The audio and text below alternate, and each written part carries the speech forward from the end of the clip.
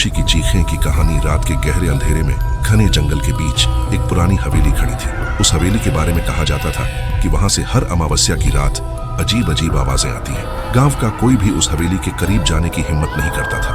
रोहित, एक साहसी युवक, ने अपने दोस्तों से शर्त लगाई कि वह हवेली में रात बिताकर लौटेगा। दोस्तों ने उसे मना किया, लेकिन उसकी जिद के आगे सब हार गए। रोहित ने एक बैग में टॉर्च और एक कैमरा लिया और हवेली की ओर बढ़ गया। जैसे ही वह अंदर दाखिल हुआ, दरवाजा अपने आप बंद हो गया। अंदर सन्नाटा था, लेकिन वह सन्नाटा किसी चीख से कम नहीं लग रहा था। हवेली के दीवारों पर पुराने चित्र लगे थे, जिनमें कुछ अजीब सी आंखें रोहित को घूर रही थीं। रोहित ने हिम्मत दिखाते हुए कैमरा ऑन किया और पूरे घर की रिकॉर्डिंग शुरू कर दी।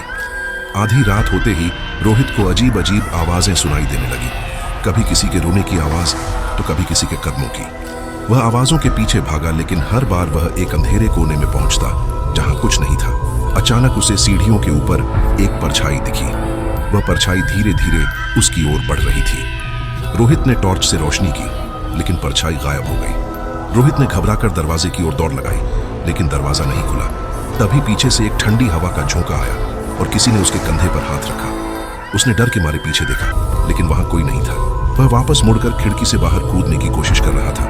तभी एक महिला की चीख ने उसे जड़ कर दिया।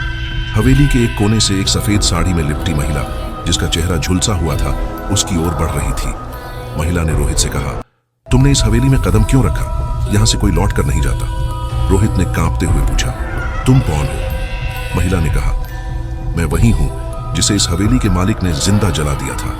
अब मैं हर उस इंसान को अपना शिकार बनाती हूं जो यहां आता है। रोहित ने भागने की कोशिश की, लेकिन वह जड़ हो गया। महिला उसके करीब आ रही थी। अचानक रोहित के कैमरे से तेज रोशनी निकली और महिला गायब हो गई। दरवाजा अपने आप खुल गया।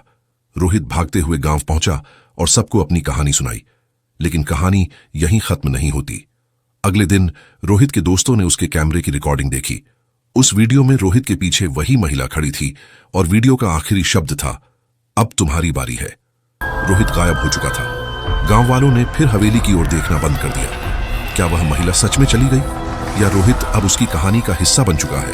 अगर आप इस कहानी का अगला भाग देखना चाहते हैं तो कमेंट करें, लाइक करें और सब्सक्राइब करना ना भूलें।